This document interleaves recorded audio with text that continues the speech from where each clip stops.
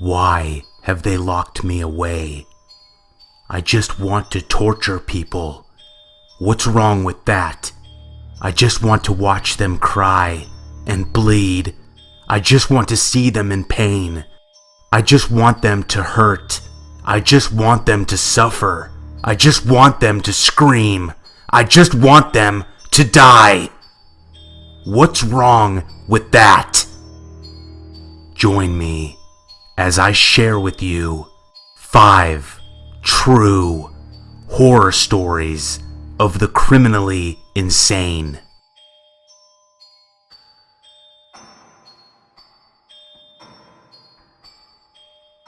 When I was in high school, you could say I had some mental issues.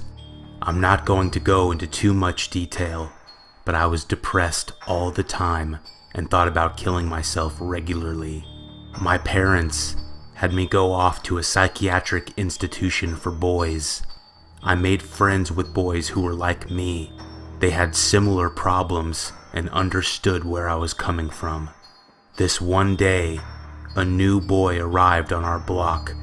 We all knew very quickly that he was a very special case. On his first day, he attacked another boy with a plastic spoon he had broken. He was put into private isolation where he received counseling every day, as well as massages to try to keep him calm. At some point, he was free to be around the rest of the boys again, and on the day he was first allowed to join us, he came up behind me when I was drawing and bit the back of my neck. I don't mean he gave me a nibble either. I was rushed to the nurse's station and had to get 23 stitches. I was released from the institution before this boy was, and every day I was there with him, I was terrified. He would look at me often with a hatred in his eyes. All he wanted to do was hurt me and every other boy there. I have no idea what became of him.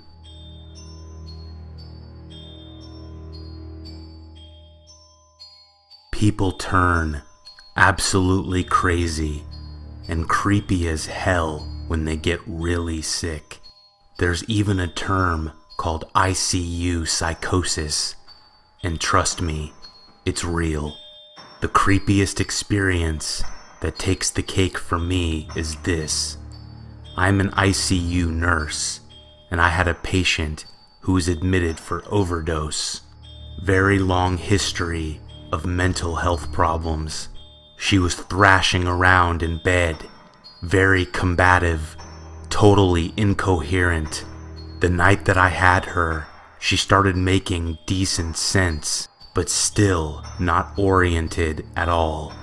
She was extremely paranoid and kept talking about the man in black in the corner of her room. I'd hear her talking to him and screaming all night long. So I'd go in there and try to calm her down, but you could see the fear in her eyes. She was talking other nonsense about how she was in space and shit. And with certain patients, you try to redirect their reality, but what I did didn't help. She said, "That man in black, don't you see him?" and pointed to the corner of the room. I said, "There's nobody here." I stepped into the corner she was pointing to and waved my hands around. While I'm waving my hands around in the air, she had the most horrifically terrified look on her face that actually scared the shit out of me, like I had just assaulted the man in black. I said, "See, there's nobody here." And she said, in a matter-of-factly kind of way, "That's what you think." I promptly left the room.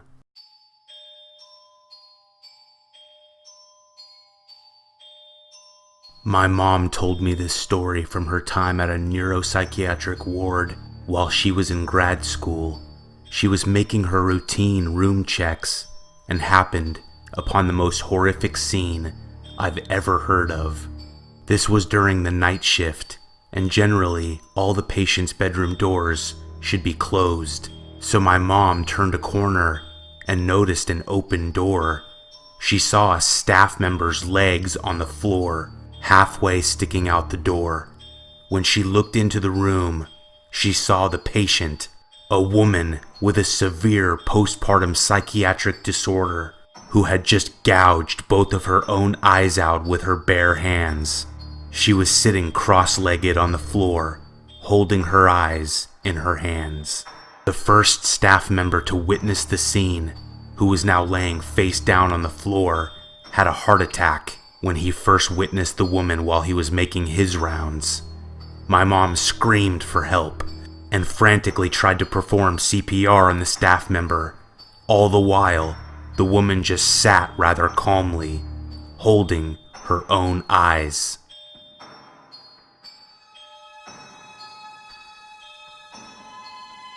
My father remarried when I was 7 years old.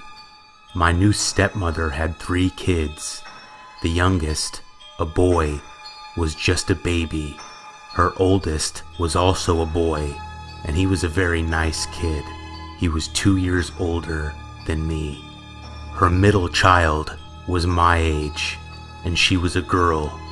This girl, we'll call her Amy, was extremely troubled.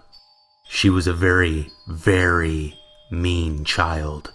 When we first moved in with them, I would wake up in the middle of the night, and Amy would sometimes be there in the doorway to my room, watching me.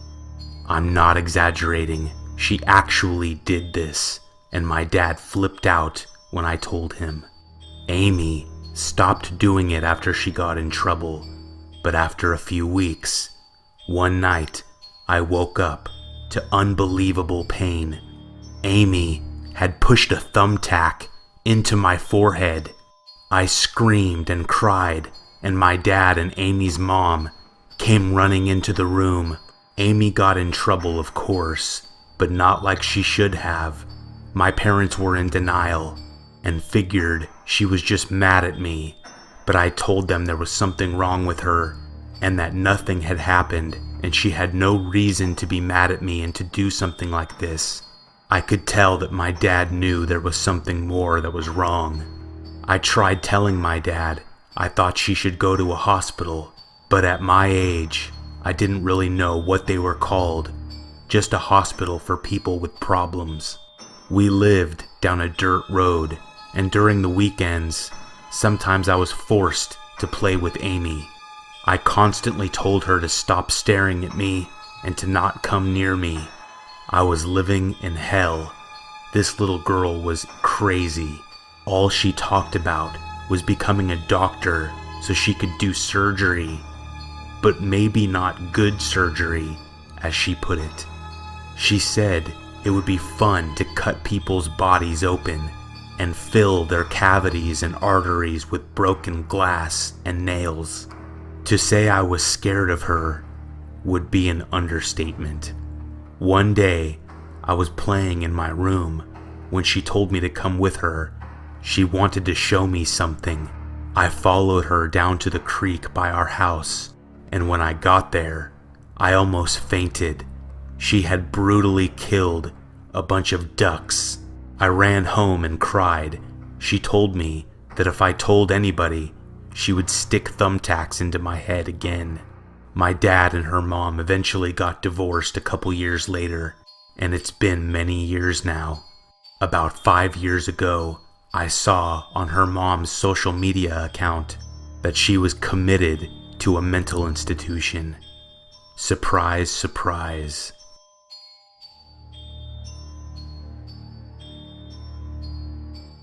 My mom worked in mental institutions in her younger years and actually worked at a large, well-known asylum before it was shut down. There was one woman there that thought she was a vampire of sorts. She was only allowed out 1 hour a day, and they had to use safety precautions. She had already attacked and killed at least one hospital worker before these rules were enacted. When my mom asked about her, it was revealed that she had killed at least 2 of her children, as well as her husband, because she had some sort of physical condition called porphyria. which apparently made her crave blood. By the time that they discovered there was something seriously, physically wrong with her, she already had lost her mind from guilt and grief.